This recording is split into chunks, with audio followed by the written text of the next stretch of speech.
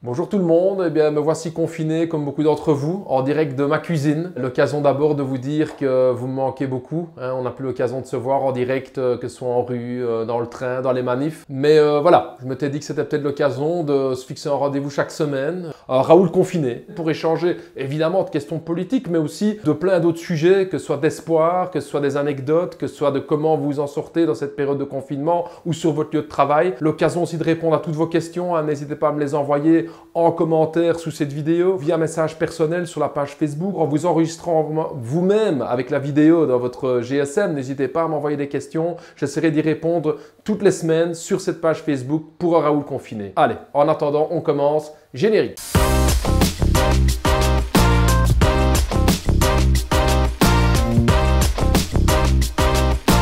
Alors la situation elle n'est pas simple dans les maisons de repos évidemment. Les personnes vivent en isolement pour éviter justement que les personnes âgées soient contaminées par le coronavirus. Et cet isolement évidemment amène beaucoup de solitude. Mais j'ai reçu une petite vidéo de mon pote Ben de Borgerhout qui me dit « Écoute Raoul, tu sais quoi? Chez nous on fait danser nos personnes âgées. » J'ai dit « Attends, de quoi il parle Ben ?» Et il m'a envoyé cette vidéo.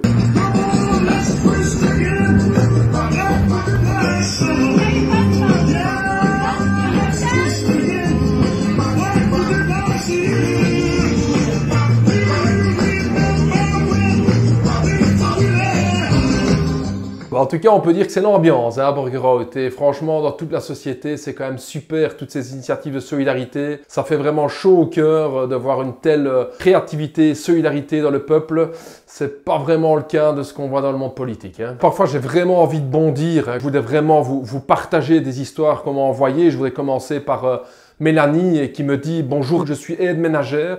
Mon entreprise était fermée depuis le 18 mars et maintenant, j'apprends que je dois reprendre le travail mercredi sans aucune protection en travaillant chez des personnes âgées. Que puis-je faire ?» J'ai reçu le message de Justine qui me dit « Bonjour Raoul, je me permets de vous contacter au sujet de ma maman qui est infirmière à domicile. Il a été dit que toutes les infirmières indépendantes recevraient 50 masques chacune, sauf que ma maman a téléphoné à la commune et n'est pas sur la liste. » J'ai encore reçu le message de Valérie qui m'a dit « Quand ma grande a entrepris son métier d'infirmière, j'en étais tellement fier. Aujourd'hui, malheureusement, je me dis tous les jours qu'elle part au front sans armes ni protection. » Un autre message qui m'a beaucoup touché, c'est celui de Pascal qui me dit « Bonjour, trouvez-vous normal qu'une résidence pour personnes âgées à Anderlecht fournisse 4 masques chirurgicaux par semaine aux aides-soignantes, un pour chaque jour de travail et pour le vendredi, on doit remettre celui du lundi qu'on aura mis à aérer. » C'est vraiment incroyable. Continuez à me partager vos témoignages, vos histoires. Je ferai le mégaphone. On ne peut pas passer ce type d'histoire sous silence. Comment peut-on continuer à envoyer nos infirmiers, nos infirmières, nos aides-soignantes au front sans protection, non seulement pour eux-mêmes, mais évidemment aussi pour la peur de transmettre ce virus. Ça me met vraiment en colère, ce manque de tests de dépistage et de masques. Et d'ailleurs, à ce titre, je ne sais pas si vous avez vu ce témoignage, cet adjudant de l'armée qui était responsable de la surveillance des réserves stratégiques de masques dans la caserne à Namur et qui nous a révélé ce témoignage édifiant. Au total, je vais dire, on avait plus ou moins 60 millions de masques. Il n'y avait pas de date de péremption d'après le rapport des médecins pour les masques chirurgicaux stockés à Belgrade et qui ont été détruits par la suite. Marc Kakebeek nous a envoyé d'ailleurs quelques échantillons de ces masques pour nous le prouver et Sophie Merckx a d'ailleurs interpellé la ministre de Bloc sur ce sujet au Parlement. Il restait pas moins de 22 millions de masques chirurgicaux, c'est-à-dire de ce type-là, donc avec lesquels on peut effectivement soigner des gens qui n'ont pas de symptômes.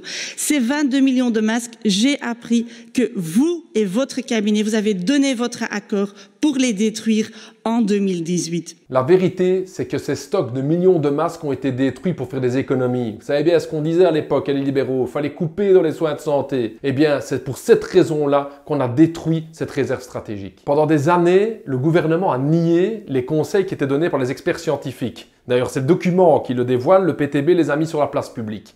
En 2006, ces scientifiques recommandaient au gouvernement de mettre sur pied une réserve stratégique de 38 millions de masques, dont 6 millions de masques FFP2. En 2009, ils disent même qu'il faut augmenter la réserve stratégique. Ces experts avertissent aussi, d'un point de vue éthique, il semble inacceptable d'économiser ces dépenses. Ni le gouvernement Le Terme, ni le gouvernement Di Rupo, ni le gouvernement de Charles Michel ont décidé de renouveler le stock. La ministre de Bloch a même décidé de détruire toute la réserve stratégique. Et le pire, c'est qu'au moment où ils prennent cette décision-là, donc on est en octobre-novembre 2018, ils décident d'investir des milliards dans les F-35. Donc il n'y avait pas d'argent pour défendre notre santé, mais il y avait des milliards pour investir dans les F-35 qui tuent. Je pense ici à tous ceux qui se battent en première ligne, les infirmiers, les infirmières, les aides-soignantes, les caissières, tous ces métiers qui sont sur le front, vous avez tout mon soutien parce qu'il est vraiment important que ceux qui nous protègent soient eux-mêmes protégés. Et pour cela, le PTB met 3 propositions en avant. La première, c'est d'obliger les entreprises, particulièrement dans le textile, à produire des masques de protection. La deuxième mesure, c'est de mettre hors course l'ensemble des spéculateurs qui se font du pognon sur la vente de ces masques. Et la troisième mesure, c'est évidemment de réquisitionner l'ensemble des stocks de masques dans les entreprises non essentielles. Il faut que l'État et le gouvernement interviennent. La santé passe avant les profits, il faut le répéter. Attends. Hop, attendez un petit peu. Ça va, Esteban? On doit prendre les bananes. Des bananes? Allez, une banane. Hop, c'est parti. 2 bananes. Bon, alors c'est clair, on a un gouvernement qui est défaillant, mais les acteurs de terrain se mettent eux-mêmes en marche et des milliers de citoyens sont lancés à la couture. J'ai essayé, mais je dois vous avouer que c'était pas mon fort. Des restaurateurs qui font des repas, qui vont les livrer au personnel soignant, c'est vraiment respect à cette solidarité. Je me lancerai bien à faire quelques cookies aussi. Coucou Raoul, merci mais c'est pas la peine. Ok.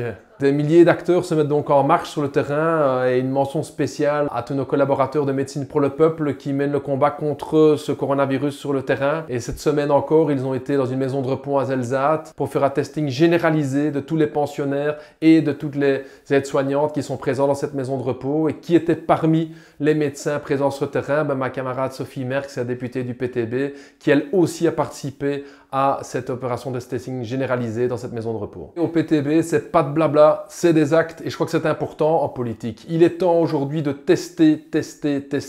On doit pouvoir tester les gens pour savoir s'ils sont positifs au coronavirus de manière à empêcher qu'ils continuent à affecter d'autres gens. C'est très important. Nos laboratoires peuvent produire les tests nécessaires. Le gouvernement doit pouvoir prendre les mesures pour tester un maximum de monde. Bon, pour cette première vidéo de Raoul Confiné, elle touche à sa fin. Je crois que c'est un chouette moment passé ensemble. Donc n'hésitez pas à m'envoyer toutes vos questions, toutes vos réflexions par Messenger, par commentaire sur cette page Facebook. Je voudrais...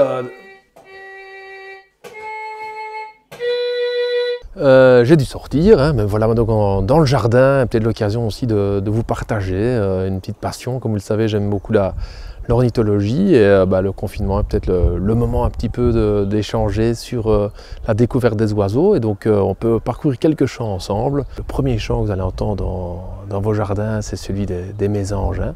Les mésanges charbonnières, les mésanges bleues, c'est le... Ça, vous ne pouvez pas vous tromper. Puis vous avez le pouillot véloce qui vient de revenir. Le pouillot véloce, vous allez entendre, c'est le tif, tchaf, tif, tchaf, tif, tchaf. Vous allez souvent le voir en haut des arbres. Puis après, dans les jardins, évidemment, il y a le rouge-gorge, hein, le petit oiseau rouge. Moi, c'est évidemment mon préféré. Et que là, vous allez entendre ce son très fruité, comme ça. Vraiment, c'est vraiment très, très joli. Voilà. Et c'est fini pour ce premier vlog et j'espère que vous avez aimé. Ciao!